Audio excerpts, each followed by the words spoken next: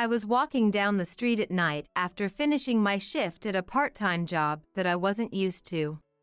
Earlier in the day, my daughter-in-law Elena came back from shopping and made me help with the party preparations for an event I couldn't even attend, which made me twice as tired.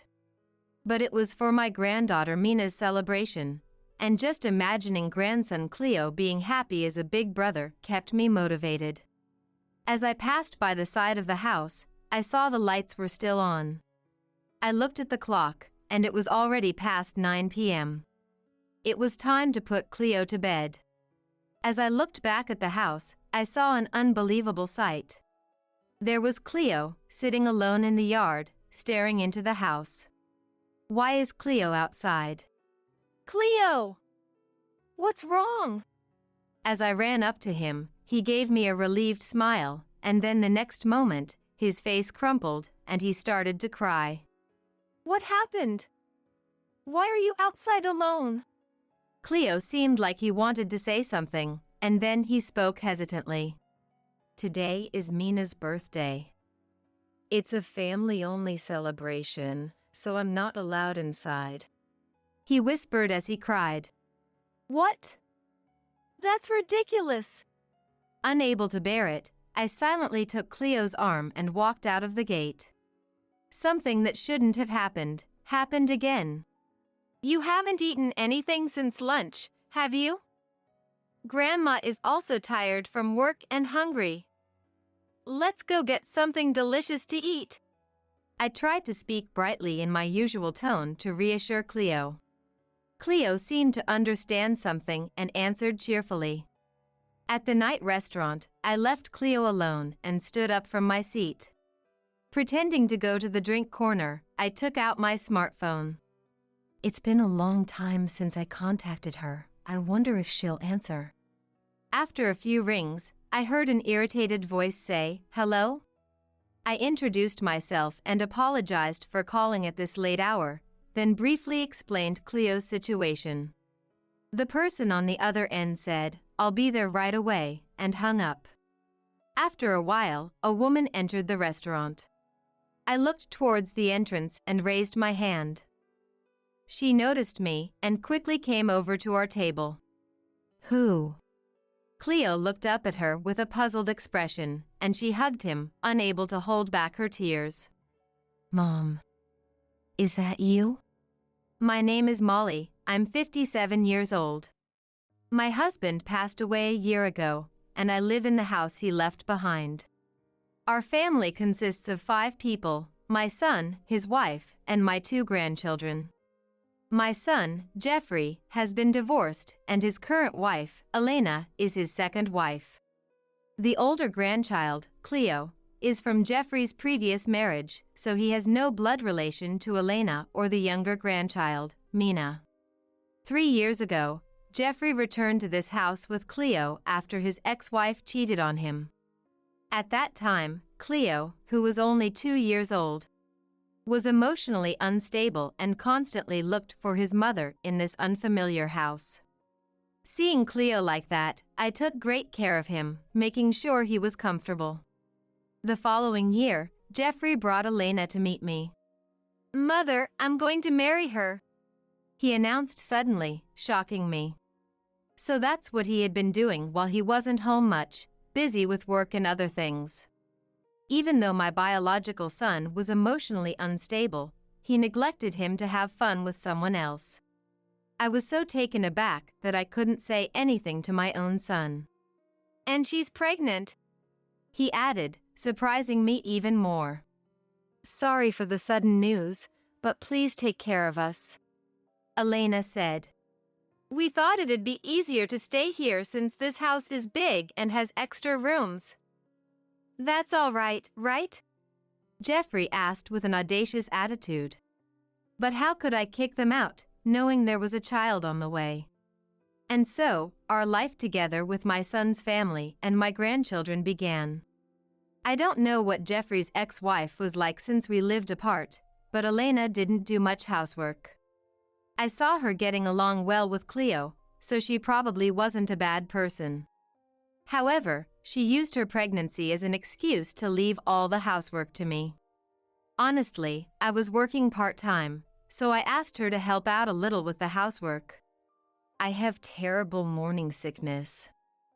My stomach is tight, and it's tough. She always had an excuse. Hearing that, I couldn't force her to do anything. Even though she looked perfectly healthy to me, I couldn't say anything because the difficulties of pregnancy vary from person to person. I feel like I'm being pushed around. That's what I thought, but my husband, who used to listen to my concerns, was no longer with us. She says she's having a hard time, so be more considerate. No one wants a strict mother-in-law these days. By the way, when's dinner ready? When I talked to Jeffrey once, he just brushed it off with that. Oh, I'm sorry for troubling you with such things. Every day was a struggle to keep my heavy heart in check. While we were living these days, Mina was born. When Cleo was born, we were living far apart, so I didn't get to see him much. Living with a baby nearby brings such happiness. Of course, that doesn't mean I love Cleo any less. Witnessing the birth of a new life made Cleo's eyes sparkle.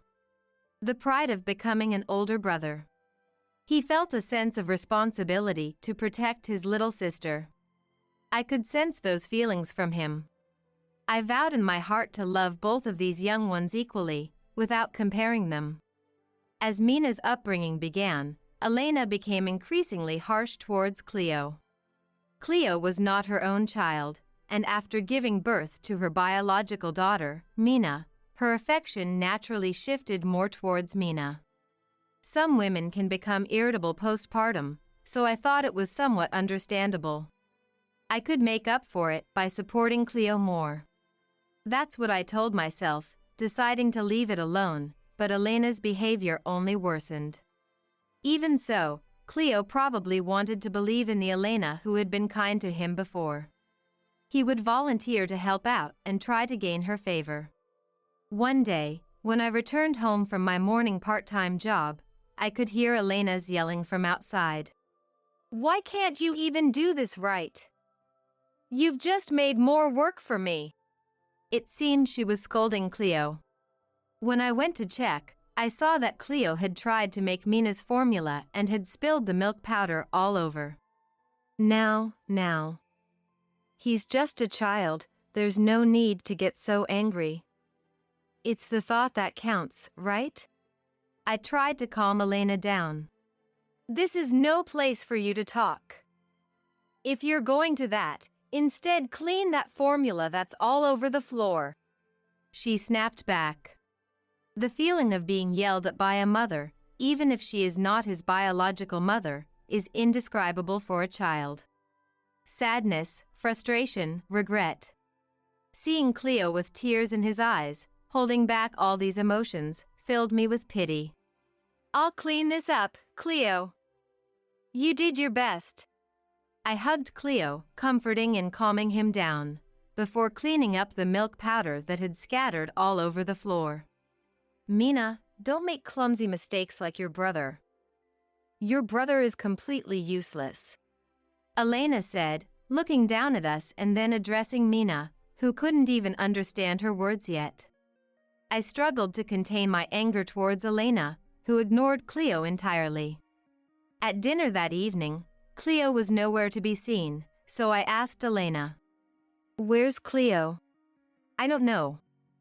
Maybe he ran away because I scolded him. Elena responded nonchalantly. There's no way that's true. Cleo is only 4 years old. Where could he possibly run away to? Just then, Jeffrey came home. Jeffrey, I can't find Cleo anywhere. I said to him. He's a boy. Maybe he went to the park nearby. Anyway, Mina, I'm home. He replied, showing no concern. Even if he is a boy, it's already past 7 p.m. Even if he went to the park alone, wouldn't that worry him? While the two of them started eating the dinner I had prepared, I rushed outside. I searched the nearby park, the route to his kindergarten, and the supermarket we often go to. But Cleo was nowhere to be found. Maybe he's back home by now. I thought as I returned home and reached for the front door, but then I heard a metallic clanging sound coming from the yard. Our yard isn't very big, but we have a small garage. The sound seemed to be coming from there. No, it can't be. That's impossible. I approached the garage cautiously. I heard the sound of someone knocking on the door and a faint voice. Cleo! Is that you, Cleo? I flung the door open, and there was Cleo, sitting with his face swollen from crying, sobbing quietly. This is just too cruel. I picked Cleo up and rushed to the two people who were likely eating dinner. Seeing my furious face, they exchanged uneasy glances. What is the meaning of this? I demanded, still holding the softly crying Cleo. Well, I just found out from Elena. Jeffrey stammered. I shot him a sharp look before turning to Elena, who showed no remorse and said, It's Cleo's fault. He ruined Mina's milk. What are these two talking about? Do they lock a small child in the garage for a small mistake? How could they sit and eat dinner, pretending nothing happened after hearing that? I couldn't help but raise my voice. What are you saying? You're the one who made this little child try to prepare the milk. Even so, this is too much. Elena, don't you have any sense of responsibility as a mother? My outburst made Jeffrey intervene. Calm down, Mom. Elena is exhausted from taking care of Mina.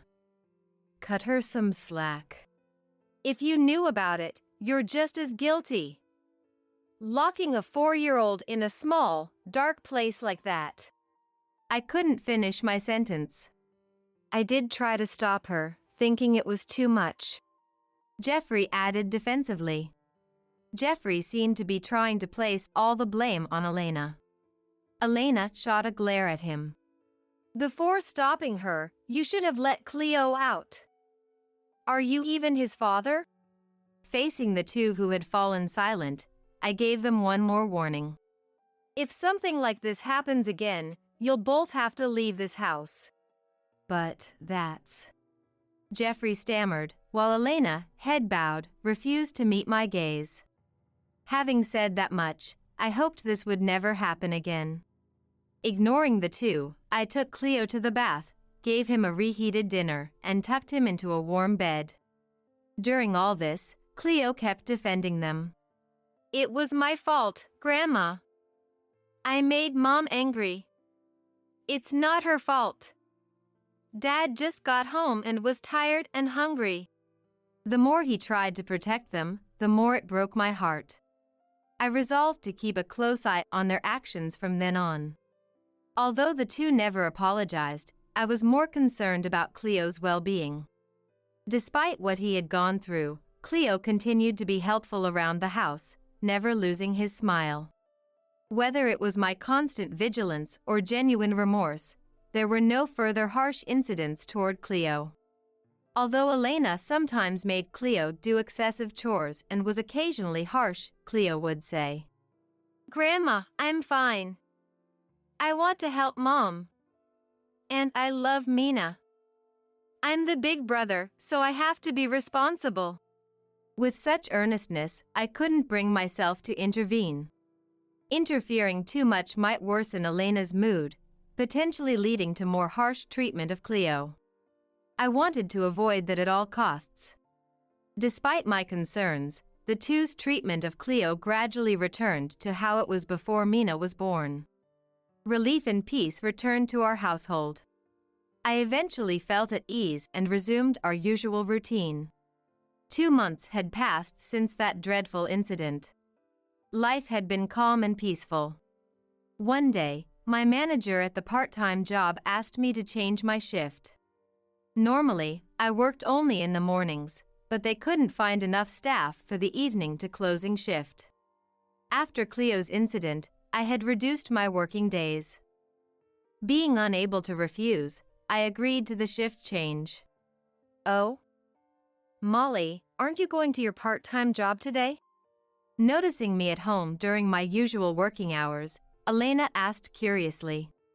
I had a shift change today, so I'm working from the evening. So, you'll need to handle dinner tonight, I replied. Elena made a face, clearly annoyed, but then her expression brightened as if she had an idea. Well then, since it's a special occasion, why don't we celebrate Mina's birthday a bit early tonight? Elena exclaimed, knowing full well I wouldn't be home because of my part-time job. Clearly, I wasn't invited to this party. I, too, wanted to celebrate my dear grandchild's first birthday. All right, I need to start preparing for the party right away. I'll tell Jeffrey to come home early too. Elena, oblivious to my feelings, seemed delighted. Molly, I'm going shopping, so please look after Mina. Since you can't join the party, at least do that much. Using the shopping trip as an excuse, she was giving me some time alone with Mina. How selfish can she be? I was tired of arguing, so I took Mina and let Elena go shopping. That night, after finishing my shift at an unusual time, I walked home along the dark streets. Having helped Elena with the party preparations, despite not being able to participate myself, had doubled my fatigue. But thinking about celebrating Mina and seeing Cleo's happy face kept me going. As I walked past the side of the house, I noticed the lights were still on. It was already past 9 p.m. I needed to tuck Cleo in soon. I hope they don't make me do the cleanup too, I thought. When I looked toward the house again, I couldn't believe my eyes. There, sitting alone in the yard, was Cleo, staring into the house. I couldn't understand why Cleo was outside. I quickly went around to the front gate and hurried into the yard. Cleo! What's wrong?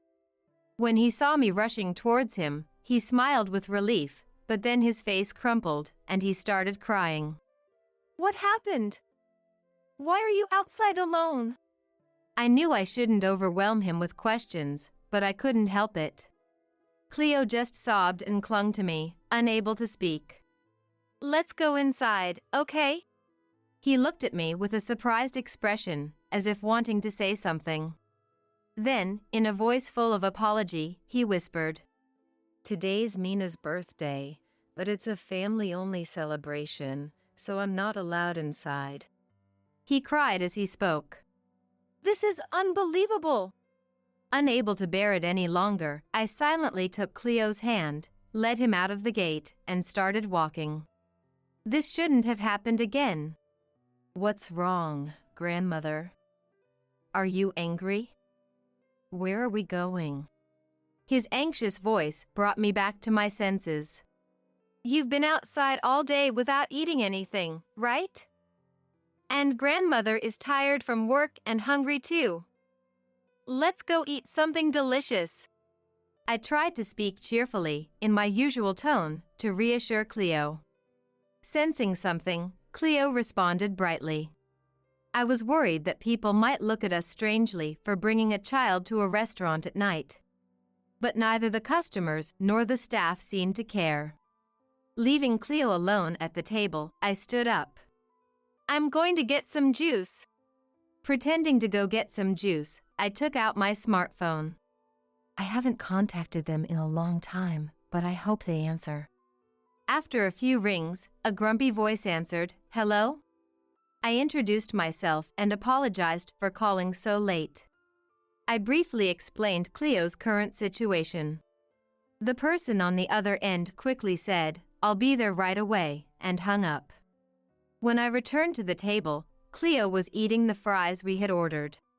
That took a while, he said, looking at me with concern while sipping the orange juice I placed on the table. I couldn't decide what you might want to drink. I excused myself, but Cleo quickly brightened up. I love orange juice, he said cheerfully and drank it down in one gulp. He's only 5 years old. Even at this late hour in a restaurant, he doesn't act excited. He sits quietly, waits patiently, and is mindful of others' feelings.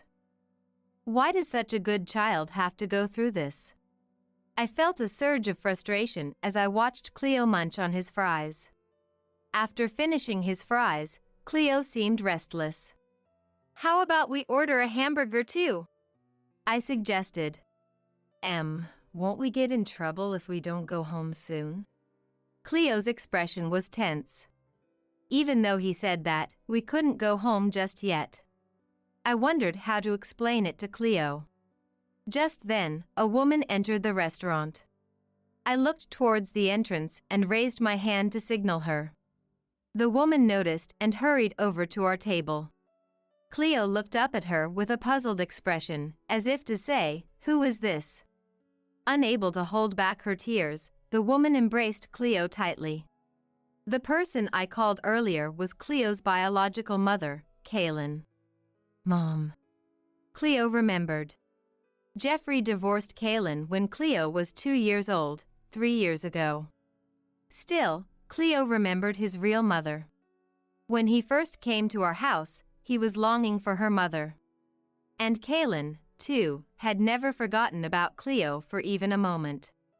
After waiting for the two to calm down from their tears, I told Kaylin what had happened up until now. How Elena had been harsh to Cleo. How Cleo had been locked in the garage after spilling formula. And today, how she was thrown out of Mina's birthday party, being told she wasn't family. I'm sorry. I should have watched her more carefully. No. Molly, it's not your fault. You protected Cleo all this time, didn't you? And you called me. I had heard from Jeffrey that Kaylin had an affair, which was why they divorced, so I hesitated to call her. But it seemed the truth was different from what I imagined. Because Kaylin is Cleo's real mother. I called you on such a simple thought, but was it a bother? I mean, do you have a new partner or family? I asked hesitantly. Then Kaylin raised her voice. No, I don't. I only ever wanted Cleo. What could this mean? When I told her the story I heard from Jeffrey about the divorce, Kaylin turned pale and began to speak. It was Jeffrey and that woman who had an affair. Looking sadly at Cleo, who had fallen asleep from exhaustion, Kaylin told me the truth. Jeffrey and Elena had started their relationship around the time Cleo was born.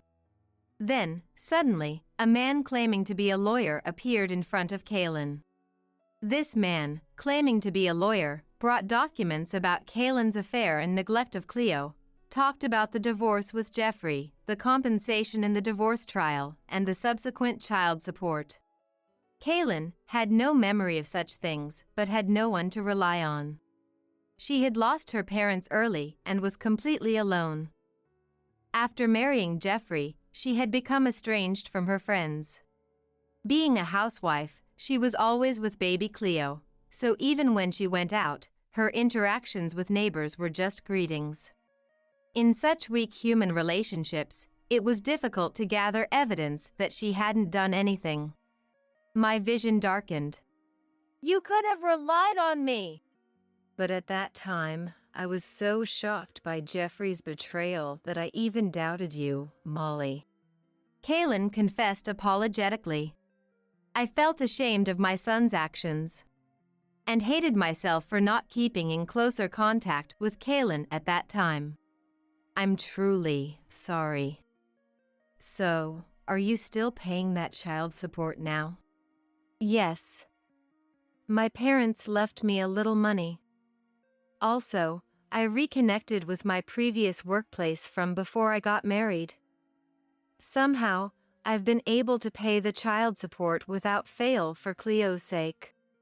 I couldn't listen any longer. Unaware of any of this, I had been living peacefully with that couple.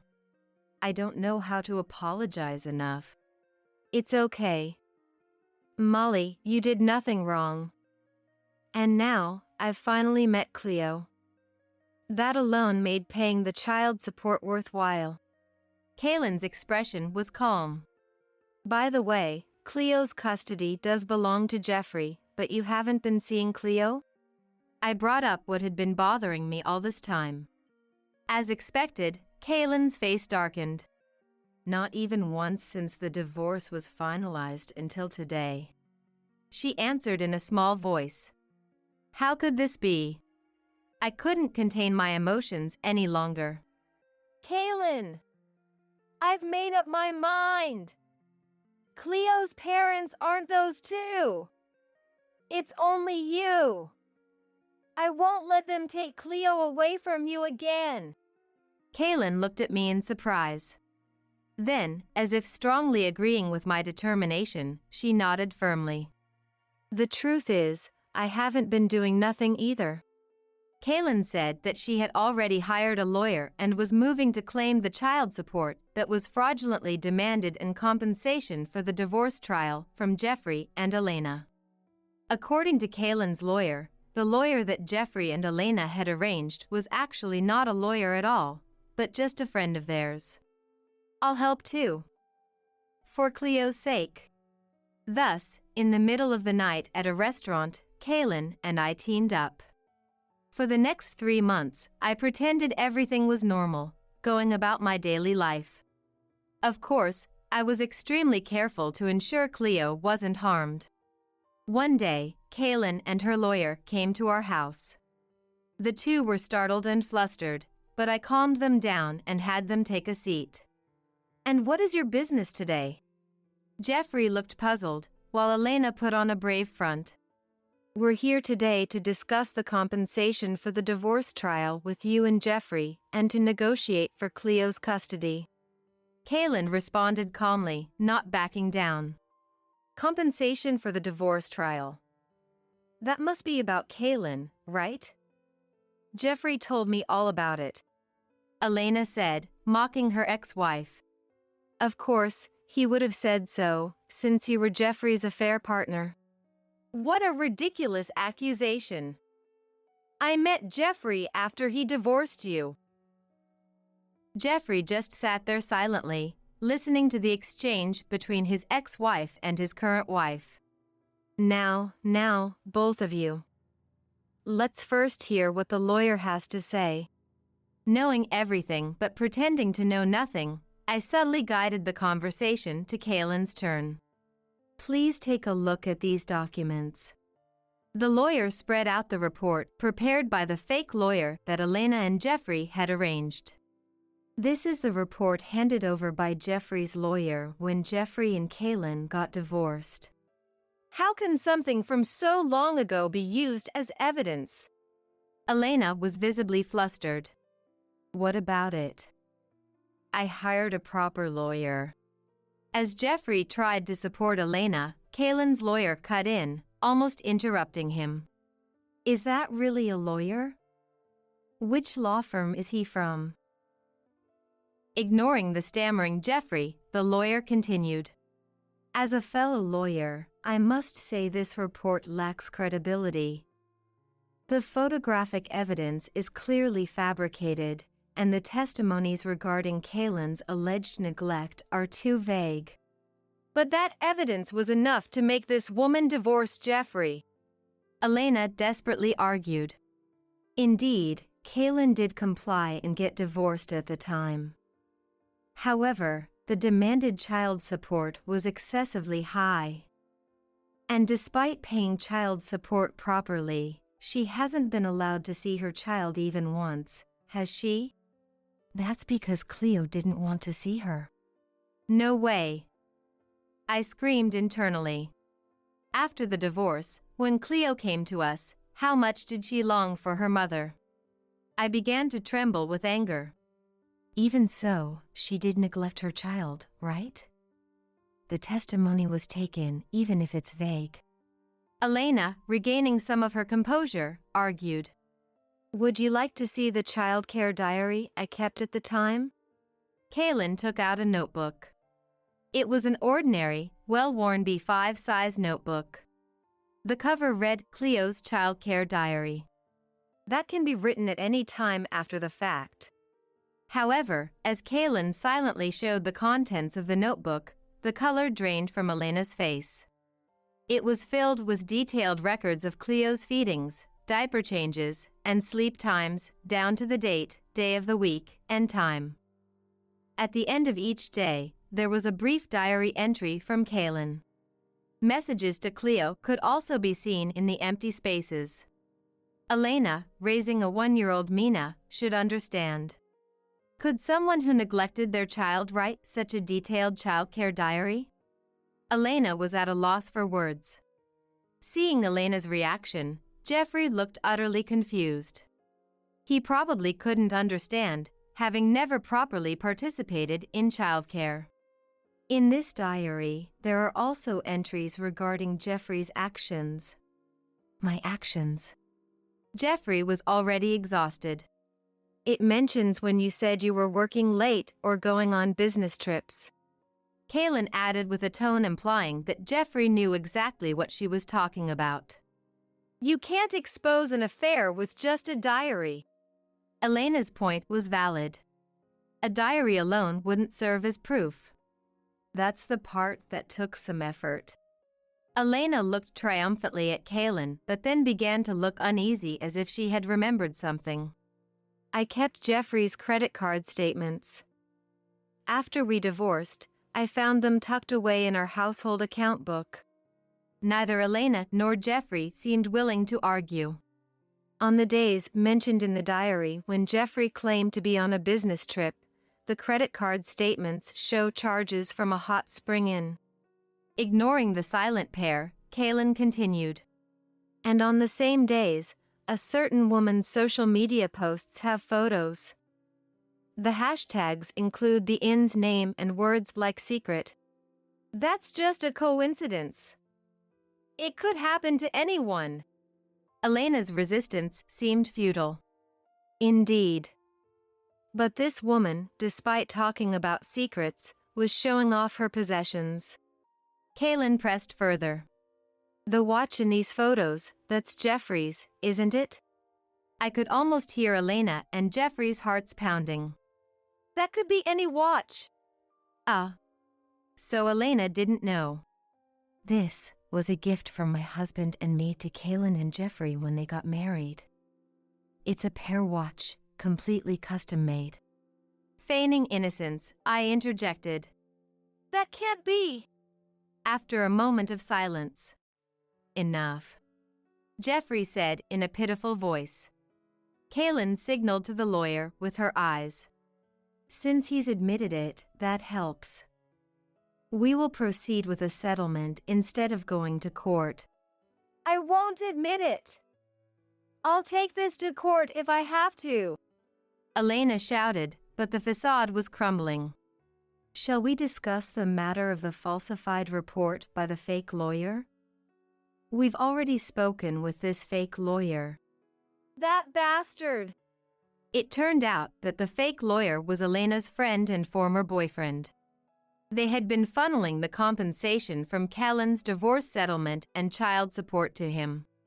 When we mentioned charges of document forgery, he told us everything. Elena seemed to have no energy left to argue. From the crack in the door. Mom? What's going on? Cleo peeked in.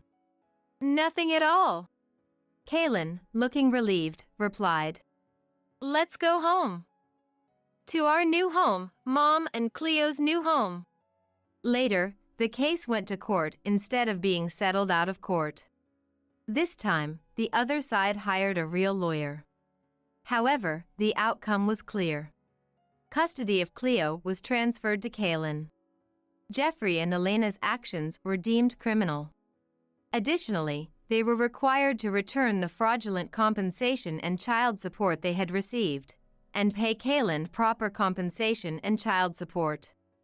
Jeffrey and Elena ended up blaming each other and ultimately got divorced. Elena was disowned by her family, and her parents took custody of Mina. She was now deep in debt and working at a massage parlor. Naturally, I also cut ties with Jeffrey. Who would take care of a criminal? I sold the house I used to live in and now enjoy living alone, free and comfortable. Jeffrey is still paying Kaylin, but I have no interest in where he is or what he's doing. As for Kaylin, she and Cleo sometimes come to visit me. We're like friends now. It turns out she's getting along well with the lawyer from that time. When they visit, she often seeks my advice on her love life, and he gets along well with Cleo. One day, while Kaylin was seeking my advice, Cleo suddenly said, "Mom, I like it when you're smiling. And I have the most fun when you're with that guy." A year has passed since then. Today, Kaylin and Cleo are coming to visit. I couldn't wait and went outside to greet them. Soon, I saw them walking toward me. Cleo was holding Kaylin's hand, looking out for her. He's such a kind child. "Molly, did you come out just for us?" "Thank you." It's nothing. I was looking forward to it too. And I took Kaylin's bag and looked at her swollen belly. you're not alone anymore. I can't wait to meet the baby. Dad is excited too. Seeing their happy faces, I smiled. Outside, the air was warm with the promise of spring. My name is Lily. I'm a 32-year-old working mother. When I first got married, I worked in customer service, but due to the impact of the pandemic, I became a target for staff reductions, and since then I've been working from home. I always preferred working alone, doing meticulous tasks over customer service or being in the public eye, and I enjoyed making accessories and stuffed toys by hand. However, these were just hobbies, and I never considered showing or selling them to anyone. But then, a friend posted my work on social media, which caught the eye of a shop owner who sold small items, and I got the chance to have my work displayed there. Eventually, reviews from the customers have increased sales, and now I can make a living from it. Unlike when I made things as a hobby, now I have to incorporate customer requests, deal with deadlines, and face other challenges, but it's far more fulfilling than doing a job I wasn't suited for. Despite this, I have some concerns about my family at the moment. It's about my husband, Ethan, and my mother-in-law, Rosie. Ethan was a salaryman, but after I started working from home and my business took off, he was influenced by it and suddenly quit his job one day. Without consulting me at all, he just suddenly quit. Naturally, I asked Ethan, Why didn't you talk to me about this? Ethan, with a serious look on his face, answered, Seeing you shine doing what you love made me envious. I want to live my life without regrets too. I know it'll be a burden for a while, but please understand. When he said that, I couldn't help but feel guilty for blaming him entirely. After all, when I was laid off from my previous job and had no income, Ethan covered our living expenses despite his complaints. With my current income, we could manage even if Ethan was unemployed. I reconsidered and said to Ethan, "Okay. Take your time and find a job that you're satisfied with," showing understanding and encouragement. Since then, Ethan has been at home and started doing housework, which he never did before. Thanks to that, my work progressed smoothly, and I was able to take on more orders, gradually increasing my income. After a few months, our lifestyle of me working in my room and Ethan being a house husband became established, and I felt no discomfort or dissatisfaction. However, there is one person who absolutely doesn't like this arrangement. That's Rosie. She believes that men should work outside to support the family while women should support men and take care of the home. While this belief itself isn't bad, Rosie tries to impose it on us.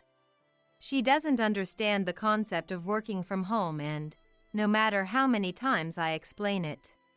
How is that different from being a bum? You're just playing at home, so stop that and focus on housework and having children. She refuses to understand. Even when I explained Ethan's current situation and that we wouldn't be able to live without my income, she just one-sidedly said, Ethan has always been smart and capable, so he'll find a better paying job soon. It's your duty as his wife to support him to do that, but instead, you're getting a big head with this hobby like work and keeping Ethan trapped at home.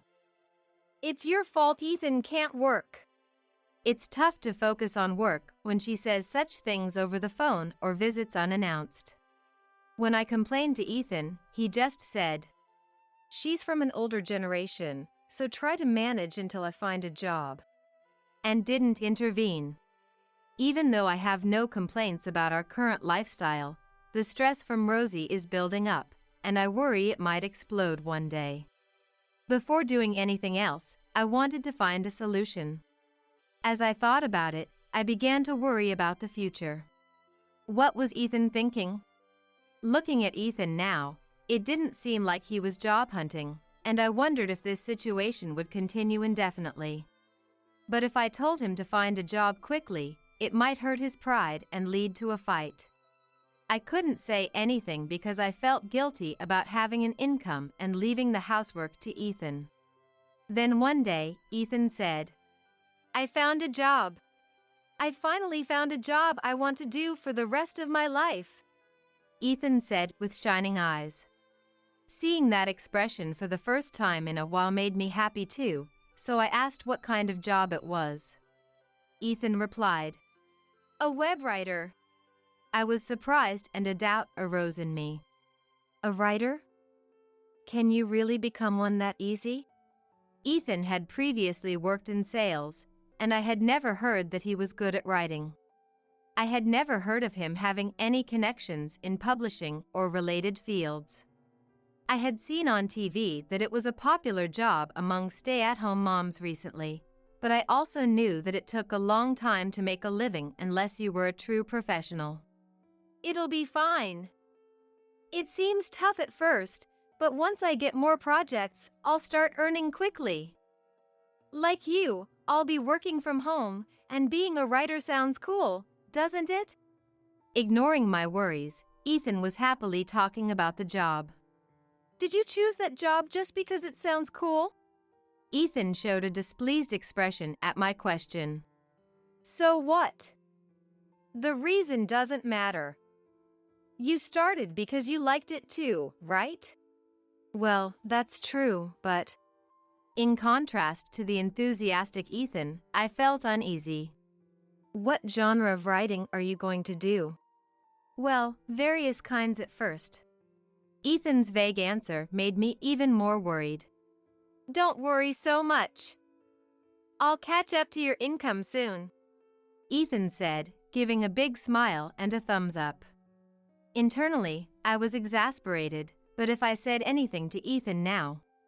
What, acting all high and mighty? So, I said nothing. I was anxious, but Ethan's point was valid. It might be tough at first, but once he gets the hang of it, it could stabilize.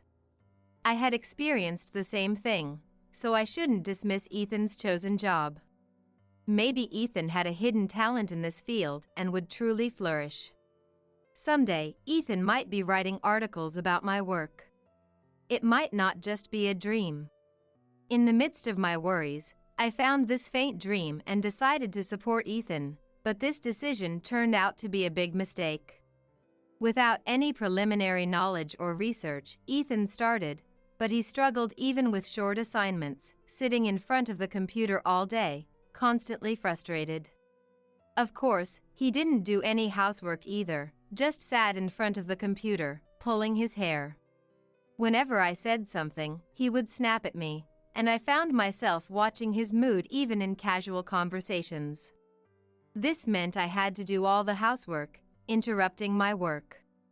Even so, I told myself that everything is tough at first, and once he got used to it, he would be more relaxed, so I didn't complain to Ethan. A few more months passed. Ethan's income, which was about $100 at first, started to increase gradually. Although it wasn't enough to live on, the fact that Ethan had worked hard was undeniable, so I praised and encouraged him as much as possible. However, from that time, Ethan's behavior became strange. About the project. Or, that client said. He started saying things like this more often than not, which are industry terms. He seemed to be acting like a seasoned writer. Mysteriously, condescending remarks from him began to stand out more frequently.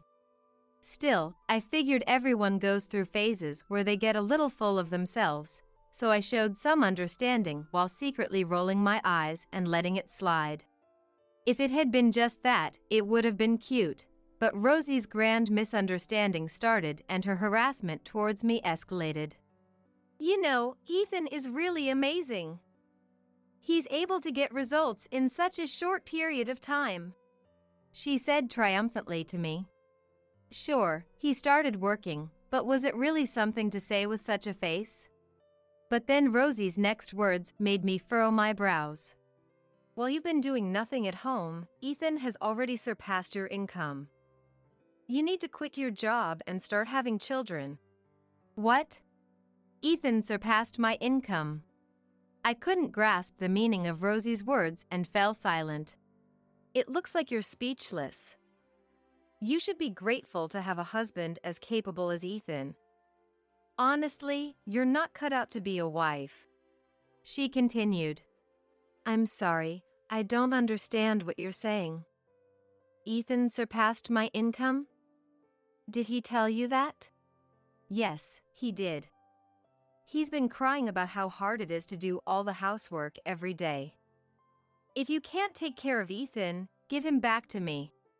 As I started to see what was going on, I decided it would be better to talk to Ethan instead of arguing with her. I nodded appropriately, gently ushered Rosie out, and waited for Ethan to come home. In the evening, Ethan, who had been out pretending to be a savvy writer covering a cafe article, came back. I told him what Rosie had said to me during the day.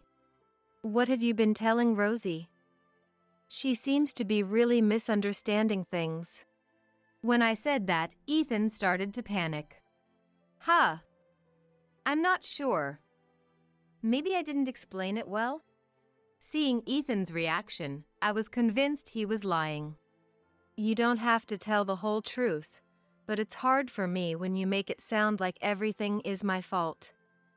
Rosie hasn't liked me from the start, and I want you to clear up this misunderstanding.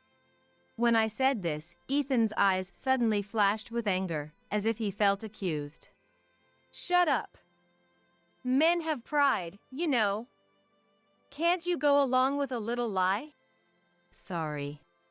Startled by Ethan's sudden shout, I apologized reflexively. But Ethan said, I'm feeling sick of this, and stormed out. When did Ethan become like this? He wasn't always this difficult. He used to be a bit childish, but he never had such temper tantrums. Is it my fault? Did he hate that I left the housework to him? Did my higher income hurt him? But even so, I can't just quit my job so easily, and things won't change overnight. What should I do? I couldn't sleep at all, and Ethan didn't come home that night. The next morning, I heard the front door open and thought it was Ethan.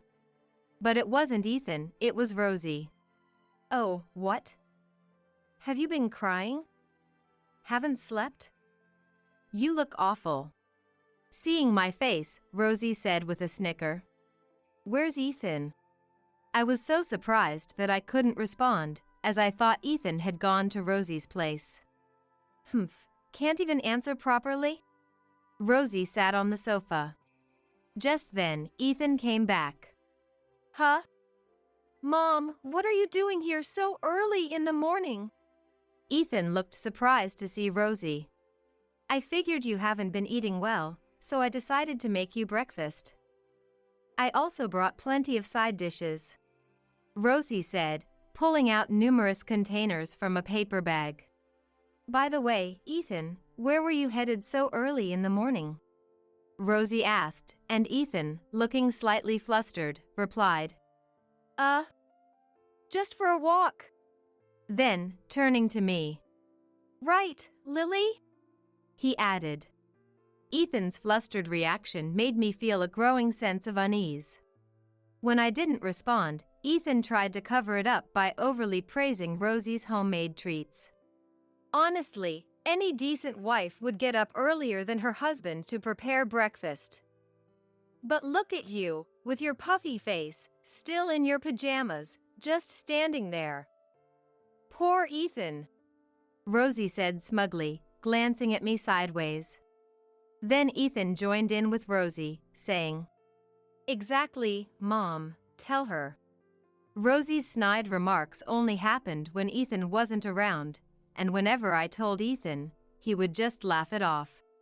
But now, right in front of me, Ethan was teaming up with Rosie to insult me. And he was doing it with a carefree smile I'd never seen before. Calling that hobby of yours work. You have no idea how different it is from a man's job. Right? I should have opposed this marriage. Mom, this is delicious. You're the best, Ethan said loudly, deliberately, while shoveling food into his mouth, and Rosie lounged on the sofa as if it were her own home. At that moment, I felt truly miserable for the first time. Hey! At least make some coffee. You really have no sense, do you? The instant Rosie said that, something snapped inside me. I grabbed Rosie by the arm and forcibly pushed her out, locking and chaining the door. Rosie started shouting from outside. Hey! What are you doing? I stood in front of the door as Ethan tried to unlock it. What was that about? Are you both enjoying bullying me? What's your deal? And where were you last night? Shut up. Just open the door. No! I'm talking to you. I won't move until you answer me. Shut up. Ethan shoved me aside and opened the door. What's wrong with you? You're a horrible woman. Apologize to Mom. Even with both of them yelling at me, I kept my mouth tightly shut. You've got to be kidding me. Think about what you've done. Ethan spat those words at me and left with Rosie. As Ethan walked past me, I caught a faint scent of soap. It's over. The moment I said it out loud, I couldn't stop the tears. Ethan hadn't changed.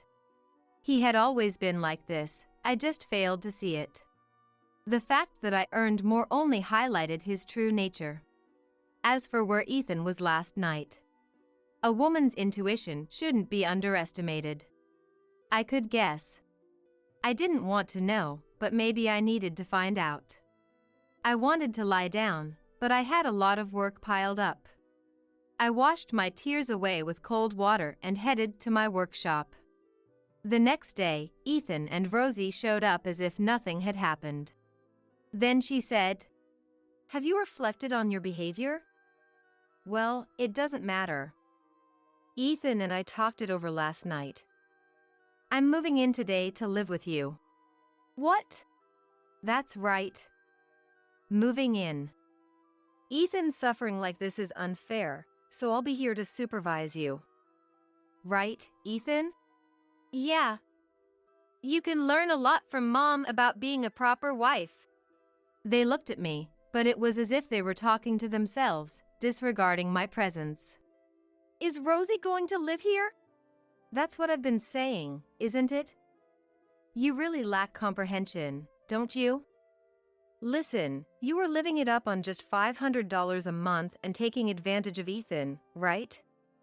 You're only able to stay here because Ethan makes $10,000 a month. You should be grateful to Ethan for your lifestyle. When I looked at Ethan's face, he seemed to know he was lying and avoided my gaze. However, he smiled next to Rosie, as if to say he had an ally.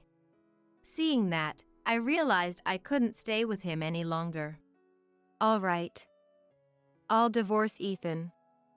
Enjoy your life with him and his $500 monthly income. When I said that, Rosie laughed at me. Huh? What are you talking about? Spouting such sore loser nonsense. Oh well. If you want a divorce, go ahead. It's what I wanted all along. Just leave. Rosie didn't notice Ethan starting to panic. Understood. Ethan, I'll contact you later about the proceedings. I said this and packed a suitcase with some clothes and essential work tools. I'll be in touch. Wait a minute. Ethan hurried after me, but... Ethan, there's no need to stop her. Rosie clung to Ethan's arm as I quickly left the house. It didn't take long for Rosie to learn all the facts. I promptly arranged for a lawyer and moving company and terminated the apartment lease. From early morning, movers started taking out my belongings, causing Ethan and Rosie to frantically call me one after the other. What is this? What's going on? Rosie yelled over the phone, but I remained calm. You said if I wanted a divorce, go ahead, didn't you? So, I'm just moving my things out. The apartment lease is terminated, so please leave by the end of this month. Huh? Why? Why? Because the lease was in my name, I paid the initial fees, and I was the one paying the rent. The furniture and appliances were bought when we first got married, so I'll leave them for you. Ethan took over the phone and shouted, Hey! You can't just do this. I supported you when you were unemployed too. True, but it was only for a few months, right? I've supported you financially much more. I also turned a blind eye when you used my card for expenses and such. But this is outrageous. Pay me compensation. Yeah. Pay us compensation. Rosie screamed beside Ethan, but thanks to my mental rehearsals over the past few days, I could speak smoothly. Compensation, you say? Did you think I wouldn't notice? I was aware of your affair. I have the evidence. At my words, Ethan fell silent for a moment, and the phone was handed back to Rosie. You, with your lack of feminine charm. An affair? That won't get you compensation. It's not even a valid reason for divorce. Rosie, do you remember destroying my work tools, calling them worthless toys? And it wasn't just once or twice, was it? I've submitted photos of the broken tools, receipts from their purchase, and emails documenting the delays they caused to my lawyer. Do you still call them excuses? When I said that, Rosie shrieked. Just show your face. Come here right now. You'll hear from my lawyer soon. Save what you have to say for the meeting. Looking forward to it. With that, I hung up the phone. A meeting was arranged later. I braced myself, wondering what kind of expressions Ethan and Rosie would have after having cursed me so fiercely before. However, Ethan and Rosie had completely lost their momentum. Ethan must have finally understood the situation he was in. Rosie, too, seemed to have realized the reality of her supposedly brilliant son and kept her head down. As the lawyer calmly stated the facts of Ethan's infidelity and the conditions for divorce, Ethan suddenly collapsed onto the table and began to cry. Please forgive me. I was just frustrated. You make more money than me and do what you love for a living. But I couldn't tell Mom, and I took advantage of your kindness. I just wanted to show off a little. That's right. Ethan did nothing wrong. You understand, don't you? A man has his pride. You get it, right? Please reconsider the divorce. Beside Ethan, Rosie was dramatically crying with her face in her hands. It was obvious they were trying to gain sympathy. I knew all about Ethan's reckless spending with my card, his failed attempt to buy a luxury car in my name because he couldn't sign the contract without me, and the expensive gifts he bought for his affair partner. Hearing them talk about a man's pride after all that just made me laugh. Rosie, you said that it was only natural for Ethan to cheat on me because I lacked attractiveness as a woman, didn't you? You even said it would be a blessing if we divorced. So why are you trying to stop this divorce now? Did I say that? I don't remember. Rosie mumbled, avoiding eye contact with me. It's about the money, isn't it? You're panicking because if Ethan and I divorce, your lifestyle will be unsustainable, right? You must know by now that the money sent to you was from my income. You just don't want to lose that. That's not true. I just want you to come back. It's too late to say that now. I can't forget the things you've said and done to me, and there's no way I can support you and your son like before. An apology isn't enough to forgive everything. When I said that, Rosie finally raised her head and looked me in the eyes. As I stared straight at her, Rosie's face twisted in frustration and she looked down again. Please, reconsider. I'll find a proper job. Okay? It'll be fine, right? You're busy with work, so it's better if we stay together, isn't it? Seeing Ethan pleading with upturned eyes, I realized I had no feelings left for him. We're past that point. Honestly, it's very disappointing. But I can't live with you anymore. I have many flaws and things I need to reflect on, but from now on, please cherish your beloved Rosie and live happily together as mother and son. That's what I hope for now. No way! Glancing at Rosie, I saw her glaring at me. I didn't look away from Rosie and said, Rosie, isn't it great? Not only did you get rid of the wife you didn't like, but you also got your beloved son back. It's truly a dream come true. I hope you find a wife who will do everything you want someday. Enjoy your life with your son, who thinks he's a big shot in the industry on a $500 salary. Now you can cook him delicious meals every day. You must be so happy, Rosie. I smiled sweetly as I said this. I thought I heard Rosie mutter, You devil! But I pretended not to hear and carried on calmly. Thus, my divorce from Ethan was finalized successfully. Ethan sold the furniture and appliances I left behind and moved back in with his parents, but without an income, the relationship with his parents deteriorated, creating a tense living situation.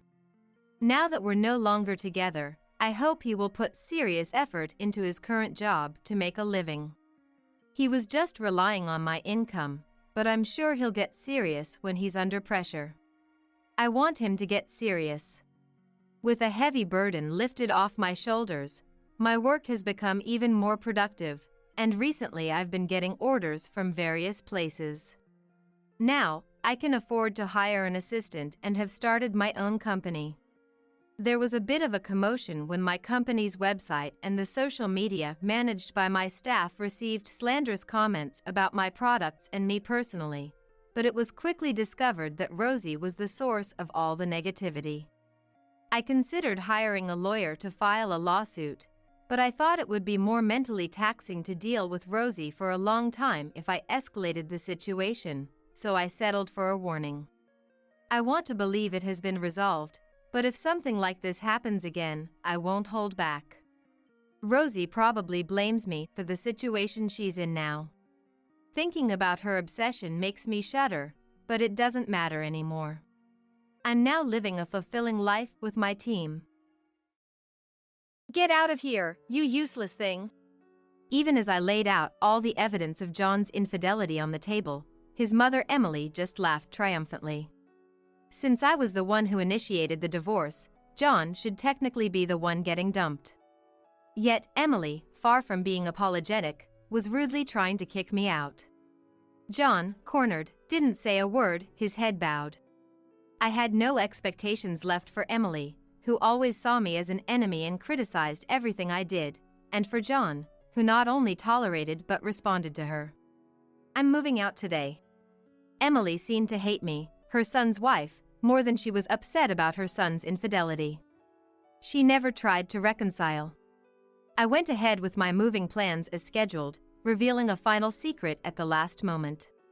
It was my ultimate revenge against Emily, who mockingly saw me off, and John, who never answered when it mattered. I am Emma. I turned 34 this year. Just a normal housewife who married a sincere man and had an average happy life. We hadn't had kids yet. Children are a gift from heaven. John used to say, so I didn't think much of it. We were a normal couple, but there was one problem that troubled me. It was about Emily. Emily lived close to us. Whenever she showed up around dinner time, I'd be rushed to prepare a meal. Despite eating everything, she constantly complained about the quantity and seasoning of the food. I've come all this way. Don't you have the decency to serve me something nice? I'm sorry. Emily would come unannounced almost daily, and always say things like that. Despite my frustration with her remarks, I tried to avoid causing a scene. Moreover, Emily would often say, "When will you give me a grandchild?" She seemed to blame me. Perhaps because John is a year younger. Even though John and I agreed that children are a gift, Emily wouldn't listen when I explained. Are you just saying that because you're hiding some flaw in yourself? That's too much. No matter what I say, she just keeps nagging me. It's getting nowhere. What used to be a few visits a month became more frequent and longer, becoming nothing but a pain for me. She negates everything I do every day, and I'm just exhausted.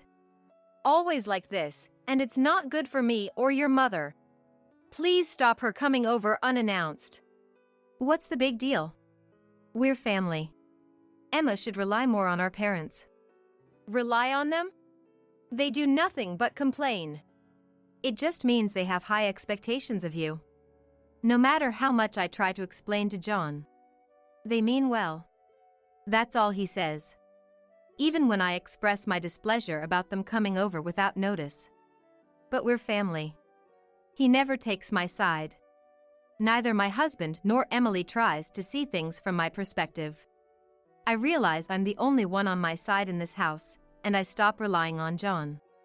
Then, one day, as I was returning from shopping, heavier bags in hand than usual, my steps were heavy. Thinking about the possibility of Emily's visit, I bought extra groceries, and the thought of preparing dinner was a burden. Without realizing, I sighed. What's with the gloom?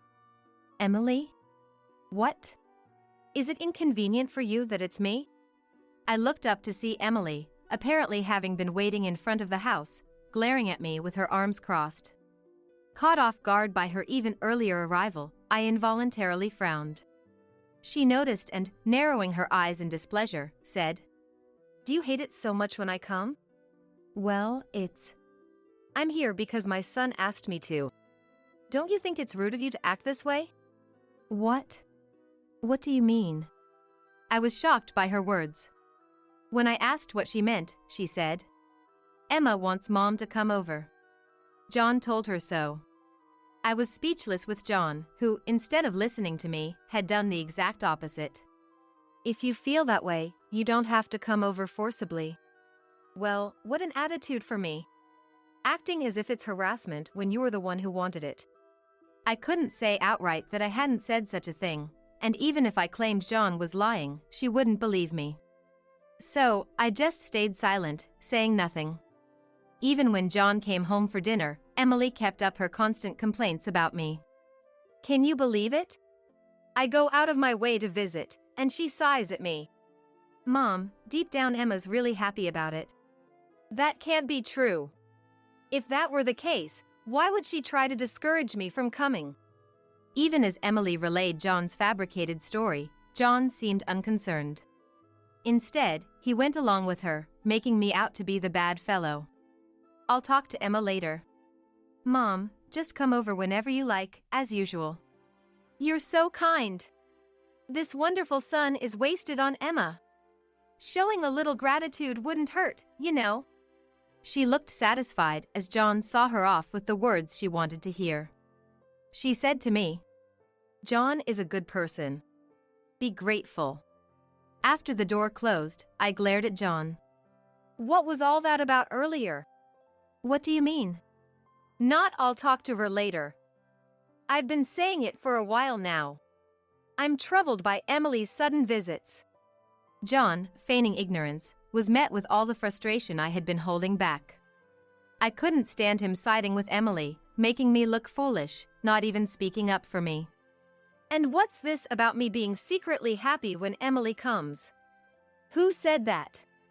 What's the big deal? Mom's visits are helping you out, right? Helping me out how? Both of you mocking me while waiting for a meal to be served. What part of that is helpful? So you're saying you want Mom to never come again? That's rude.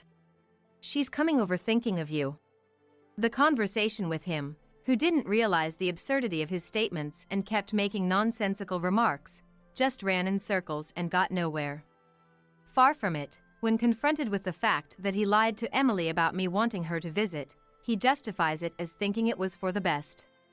Even though we're speaking English, I feel like nothing is getting through to John, and it's making my head spin. Why would you do something like this? Why would you say that? I became distrustful of John for deliberately making Emily come to our house. Our communication as a couple was non-existent, and I didn't know what to do, unable to trust him. While I was struggling with this alone, I stumbled upon something unbelievable. I'm going to get a part-time job.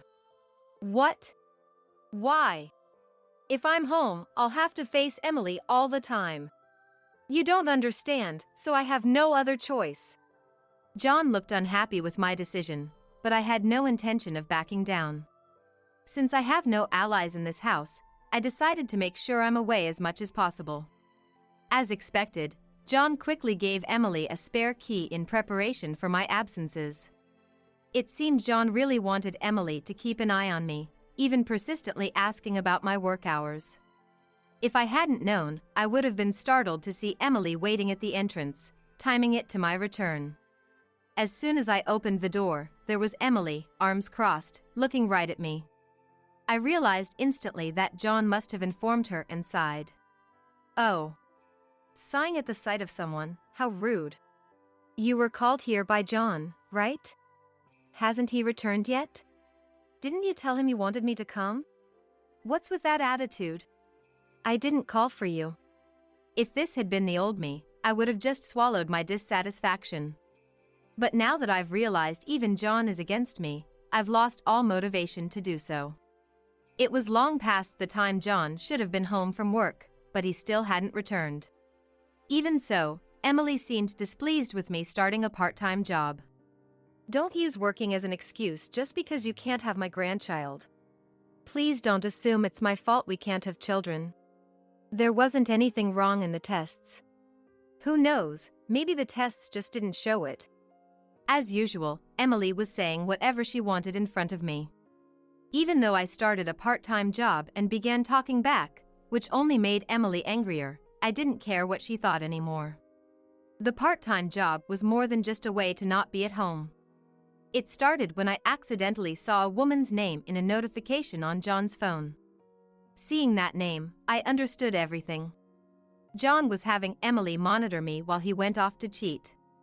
He's probably not coming straight home now, but meeting her instead. I had a reason to be so sure. The name I saw belonged to his ex-girlfriend. I knew it through a mutual friend of ours, and Emily often compared me to her. Emily even bragged. We're still close. So, I clearly remembered her. From this person, there was a message with a heart. Thanks for Sunday. I want to see you again. He received a message with a heart emoji. Despite seeing that, I'm not so oblivious as to not notice anything. From the day I saw that, I decided to take revenge on the two of them. I planned to gather evidence using my own money. I could have used John's money, but I didn't want to rely on anything of his. Then, I found out I was pregnant. Although I hesitated, thinking the child was John's, the child was innocent. Confused, but thinking this way, I told John, and he said something hurtful. A child? Really? Yes, really. I've been to the doctor, there's no mistake. Is it really my child? What do you mean? Incredibly, upon hearing about my pregnancy, he doubted whether he was the father. How could he think I had the time for such things while being watched by Emily every day? Shocked and at a loss for words, John continued. You started a part-time job, right? Maybe you found some guy there. How dare he say that? Just because he's cheating doesn't mean I am too. I wanted to say that but held back and just said, enough. I cut off the conversation and turned my back. I had no more expectations of this man becoming a father. Even Emily, as usual, continued to make me do the housework despite knowing about my pregnancy. Don't even think about relying on John for housework just because you're pregnant. He would do anything even if I asked. While preparing meals, I endured her heartless words. John, seeing his wife like this, said nothing and just watched TV. I had endured it all this time because I was alone, but I couldn't take it anymore. This environment wasn't good for a child. Unable to bear it any longer, I secretly called my parents' house at night. I explained everything and asked for help for the sake of the baby in my belly. My brother Michael offered his support. I'm glad you told me. Thanks for relying on me. Leave the rest to your brother. I had feared they might be angry for not speaking up sooner. But instead of anger, my family offered me words of comfort. I had been so determined to show no weakness to anyone. The tears I had been holding back finally fell. With Michael's help, I prepared for my counterattack. In front of Emily, I demanded a divorce from John. I know you've been cheating all along. I want a divorce. That's troublesome. I won't divorce. What are you saying? Why resist after betraying me? I had thought John would easily agree to a divorce if his infidelity was exposed, but surprisingly, he was reluctant. I wondered if he still had feelings for me, but his words were again unreasonable. Because she can't do housework. His words filled me with anger. At the same time, I felt embarrassed for having even a slight hope. This man, who questioned if the baby was my child, and tried to erase his behavior, couldn't possibly have any affection for me. I was at my limit with his selfishness and Emily's silence in the face of all this.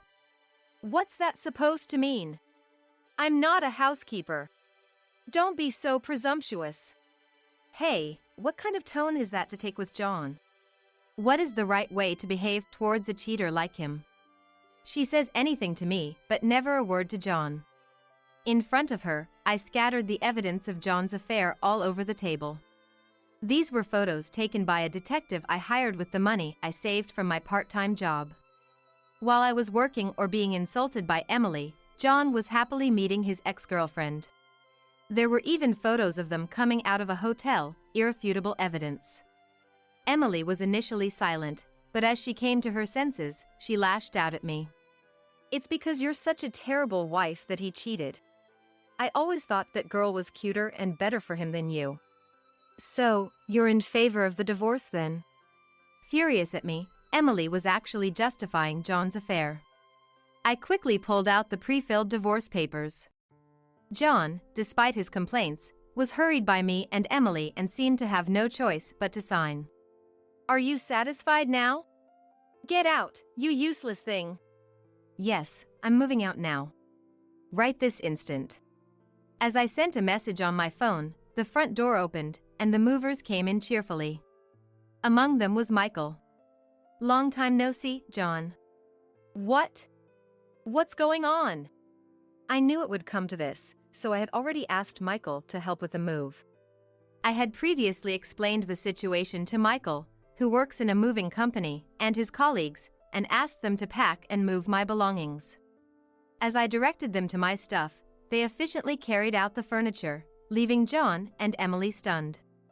I had them move the dresser I bought before marriage and the appliances my parents bought for me without any hesitation.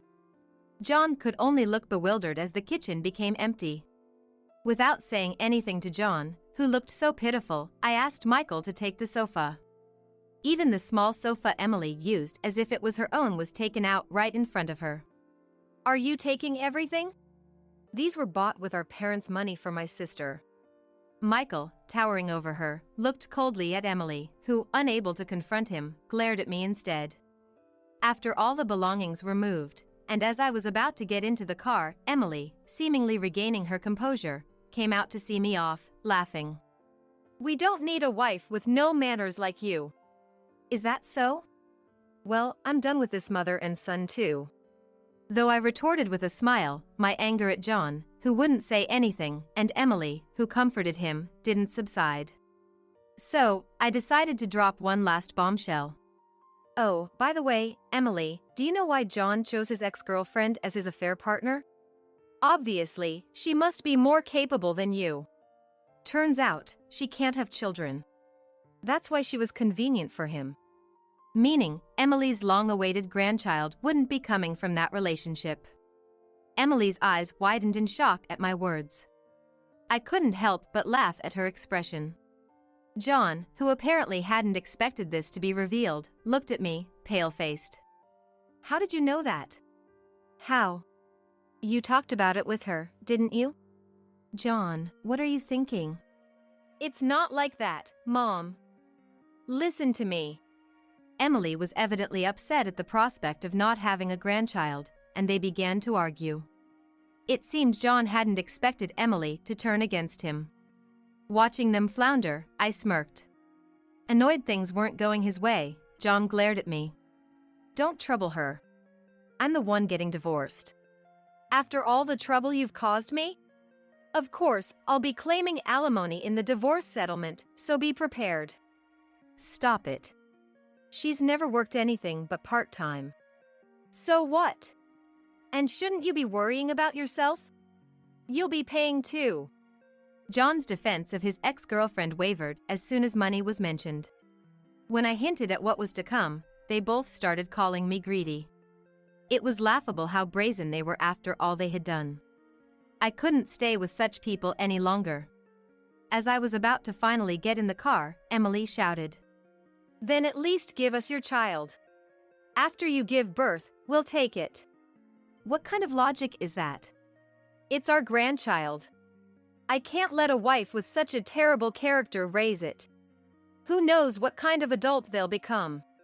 No way. If they're raised in this house, they'll end up like an adult who cheats.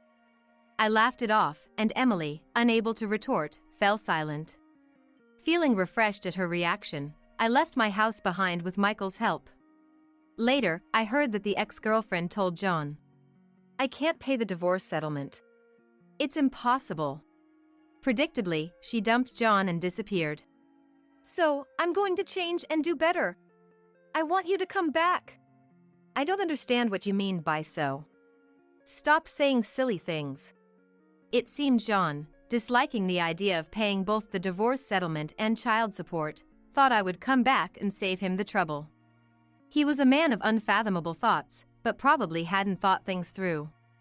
As I sighed over the phone, Michael, who was listening, couldn't hold back and took the phone from me. I've heard enough.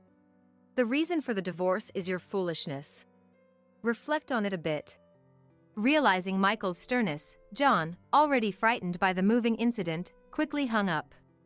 Thanks to Michael pushing for the payment, the divorce settlement was smoothly settled. After the divorce, I'm now taking my time at my parents' house with my newborn baby. By the way, from Emily as well. I want to see my grandchild. You must understand how lonely I feel as a grandmother. Mom received the phone call crying and pleading for help. Mom, being well aware of the situation, said, After saying you don't need such a wife and kicking her out, how dare you say that? She yelled over the phone like Michael and hung up. Let us know if you need anything. Families are there to help each other. Yes, thank you. I need to be strong too. When I was in that house, I felt alone and burdened. But now, I have a supportive family. Determined to be strong for my child, I'm working hard and moving forward.